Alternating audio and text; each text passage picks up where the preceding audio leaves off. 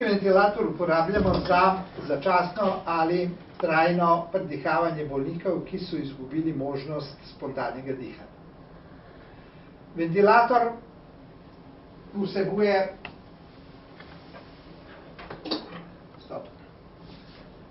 svoje delo potrebuje vir elektrike, ki je praviloma izmenični tok 220 voltov in izvir komprimiranega zraka in kisika.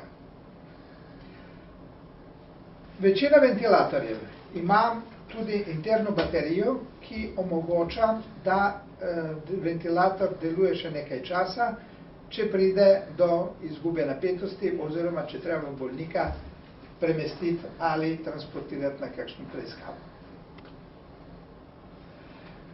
Vir komprimiranega zraka je lahko ali stenska napeljava ali kompresor, ki srka in stiska zrak iz okolja. Nekateri ventilatorji imajo lastnost, da direktno porabijo zrak iz okolja za predihavanje bolnika. Osnovni del ventilatora ali njegovo osrčje je del, v katerem se nahajajo pnevmatske komponente in elektronsko vezje, ki uravnava delovanje ventilatorja. Pnevmatski sistem je odgovoren za tlak in volumen predihavanja, elektronsko vezje pa uravnava delovanje pnevmatskega sistema in omogoča programiranje posameznih delov dihalnega ciklusa. Uporabnik, torej zdravnik, komunicira z ventilatorjem preko enote za vnos in prikaz podatkov, ki je v bistvu monitor z zaslonom občutljivim na dotik. Povezava bolnika in ventilatorja je ustvarjena preko bolnikovega sistema.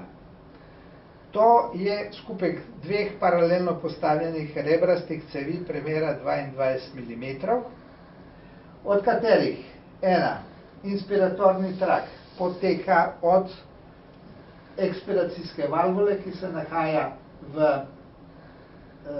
samem osrčju ventilatorja, preko vlažilca do Y-konekta, ki povezuje inspiratorni in ekspiratorni krak dihalnega sistema. Pri tem zrak, ki teče od inspiracijske zaklopke preko vlažilca do bolnika in nazaj po ekspiracijskem koncu izdihani zrak do ekspiracijske zaklopke. Obe cevi sta preko Y-konekta medsebojno povezani, Y-konekt pa priključimo na endotrahealni tubus, kanilu ali laringealno masko bolnika. V inspiratornem kraku je priklopljen vlažilec, ki omogoča, da suhi in mrzli plini, ki prihajajo iz ventilatorja, bodo primerno ovlaženi in ogreti na temperaturo primerno za bolnika. V nekaterih primerih lahko pride zaradi razlike v temperaturi zraka v ceveh in temperaturi okolja do nastanka kondenza in nabiranja vode v dihalnih ceveh bolnikovega sistema. Vsi deli ventilatorja morajo ustrezno tesniti in preprečiti izgubo zraka med izvajanjem mehanskega predihavanja. Če ventilator ne zagotavlja ustreznega tesnjenja, ne sme biti uporabljen pri predihavanju bolnika.